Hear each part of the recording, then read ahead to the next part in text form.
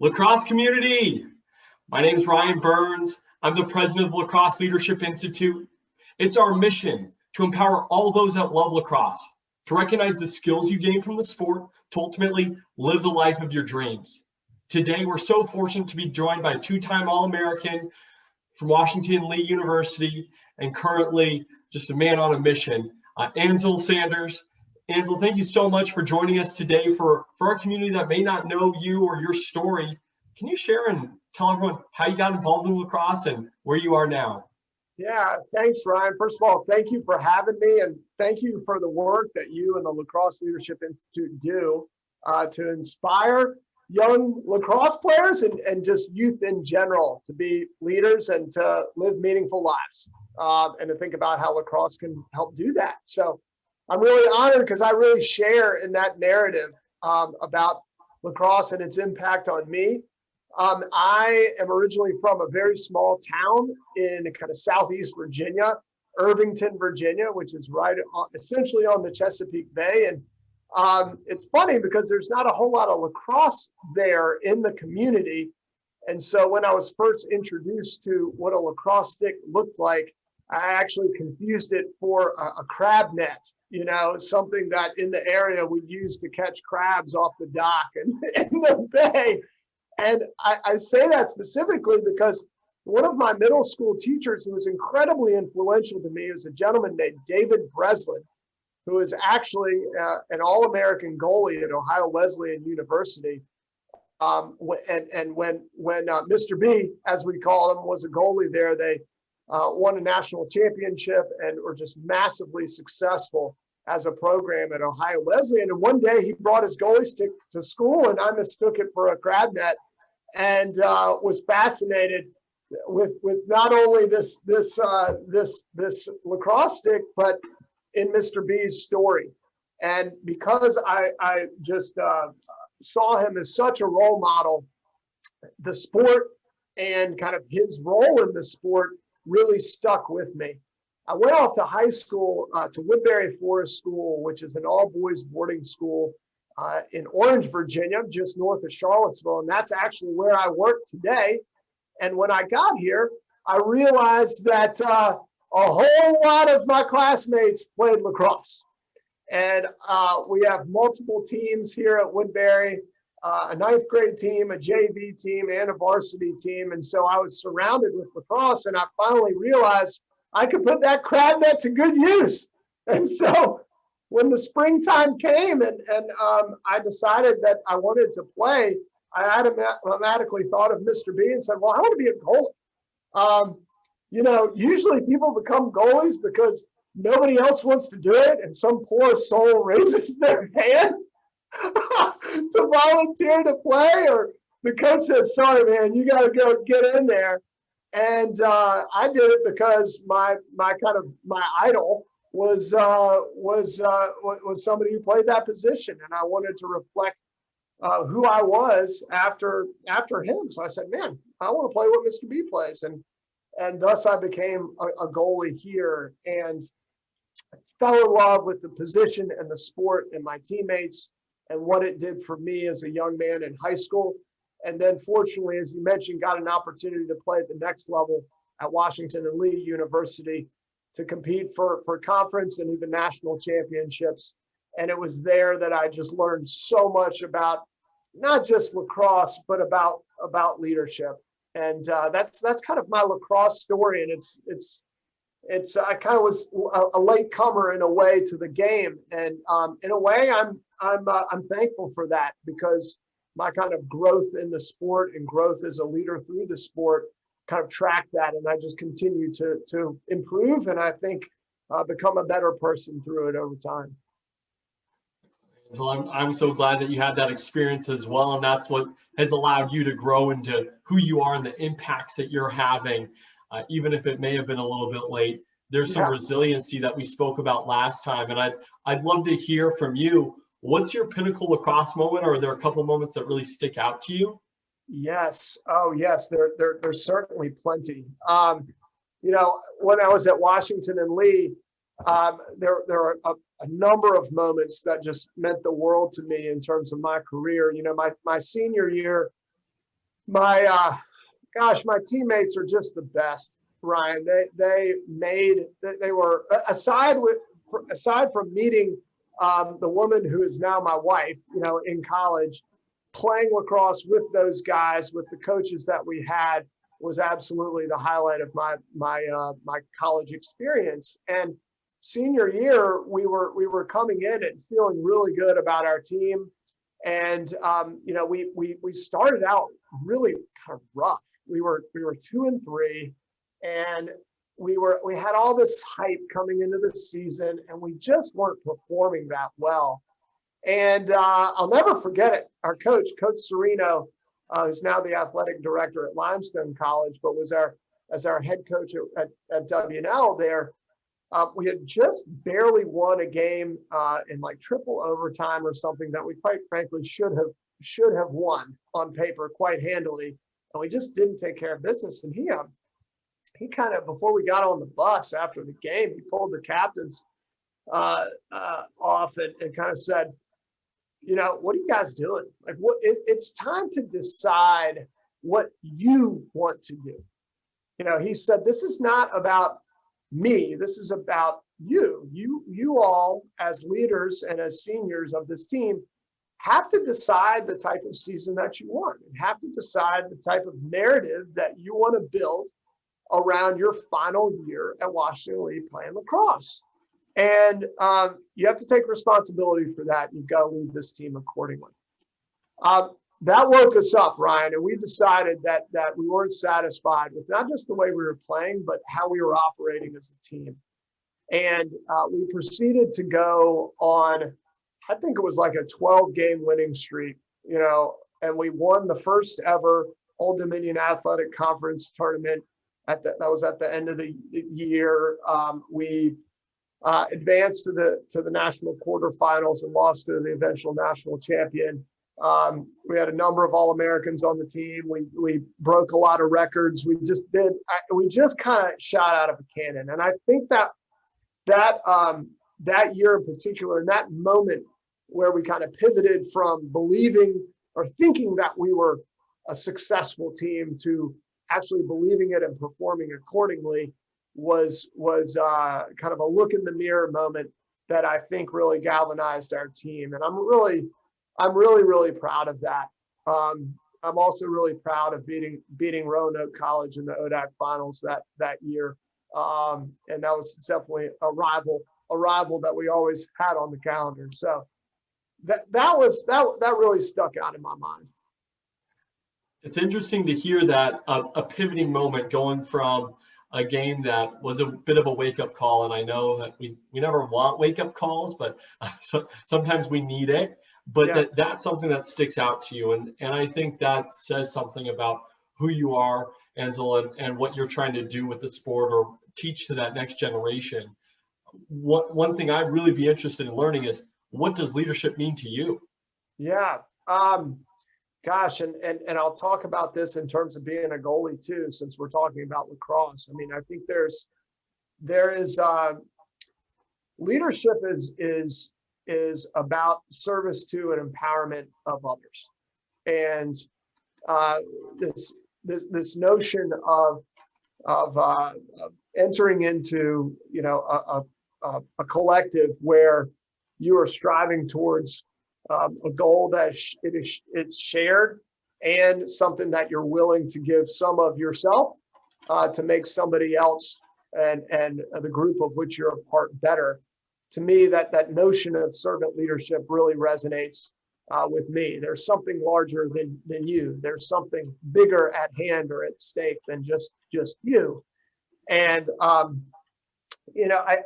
think that's a model of leadership that I really am attracted to and have attempted to live my life by in my professional work as an educator, as well as a father of 3 beautiful little girls now, and as a friend, and as a son, and as a brother. That idea of having a level of energy and a level of enthusiasm and a level of willingness to put yourself out there in service of something bigger than you is something that really resonates with me. And it links back to the story I just told. You see that when you're playing as a team, you see that even more specifically as a goalie. It's a really thankless job sometimes. The sport of lacrosse is set up to be high scoring. There's not a lot of shutouts in lacrosse. So I had many goals scored on me. And I learned how to be a little grittier, how to be a little more resilient, by understanding that I had to have the mental fortitude to learn quickly and move forward and do that with the confidence of my teammates surrounding me, believing in me, and my coaches as well. My learning curve, like I said, I really started playing lacrosse very competitively in high school. And so my learning curve was pretty steep, and I was still very raw as a player going into college. And so the belief in my teammates, and quite frankly, the work that was demanded of me, of my coaches, was something that I found I really thrived in, those types of expectations. And so, yeah, the notion of service, the notion of high expectations, and working your tail off and having a good time doing it is something that I really think goes a long way in terms of being a leader. And it was playing lacrosse with my teammates and my coaches, and more specifically, playing goalie that allowed me to try to practice that and kind of stumble my way through sometimes and come out the other end intact and excited to step in there again. What's coming up for me right now, Ansel, is the fact that you talk about leadership is having energy, passion, that willingness to put yourself out there. And I just think of all successful people that we know, they've got just this aura about them, or there's a fire in their eyes that they're willing to do anything that it takes, even if it can be a little uncomfortable. And I see that in you and hear it from your stories. Can you share maybe another story or another example of how you've been uncomfortable, or how you've stepped above and beyond what normal people would do? Well, I mean, gosh, I'm trying to think about that. I mean, in terms of kind of putting yourself out there and trying something different. Let's see, when I was a senior at Washington and Lee and was thinking about life beyond college, I'll never forget, I was sitting in our library at school, and I asked myself a simple question. I said, okay, who are the people in my life, beyond my parents, who have meant the most to me, like who have been the people in my lives who just mean a ton, have supported me and pushed me and kind of formed me and shaped me into who I am today. And I thought of my teachers and I thought of my coaches. I mean, it was an instant thing. And then a lot like what I did with Dave Breslin and deciding that goalie was the position I want to play, I realized that, my goodness, I want to teach, I want to coach, I want to be in education. And so the question was, all right, what does that look like? Does it mean trying to come back to a place like Woodberry Forest and teach right out of college? Well, at the same time, I was beginning to have an itch to be engaged in the world beyond higher education and the world beyond Washington and Lee, and specifically, I had taken a number of courses about public education in America, about education reform, about poverty and some of the social issues in our country. And so I ended up researching and applying to an organization called Teach for America. And Teach for America places recent college grads who are not education majors or kind of formally trained and certified to be teachers, and takes them and places them to teach in urban and rural school districts across the country, and to commit to teach there for at least 2 years.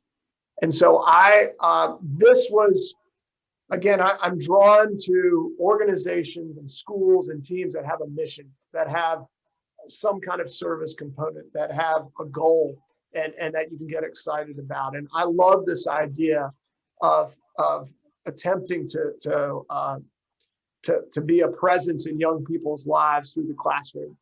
And so I went and I taught 8th grade English in Baltimore City Public Schools for 3 years, actually. And I ended up coaching lacrosse there, and I coached soccer, and I coached basketball.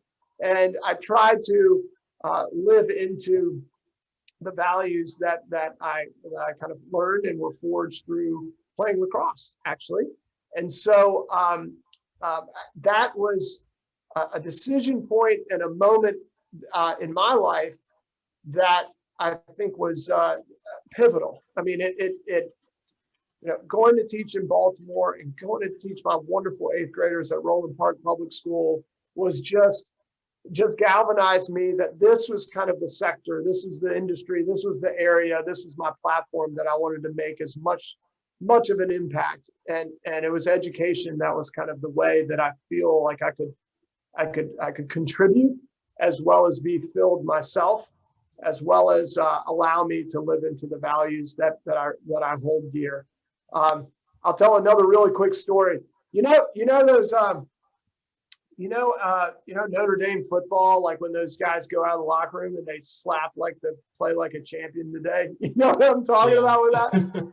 Well, when my family, my wife and I have made this little chalkboard that we put above our door in our house, and it says work hard, be kind, have faith, and have fun.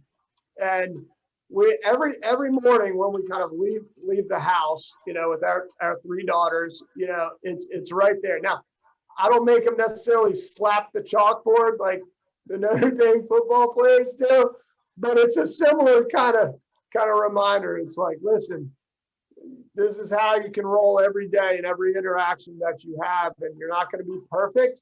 But if you can keep those things in mind, that's I think a way to live a full and meaningful life. And if you project that and align with those principles, then I think you're going to make an impact, and that you are going to feel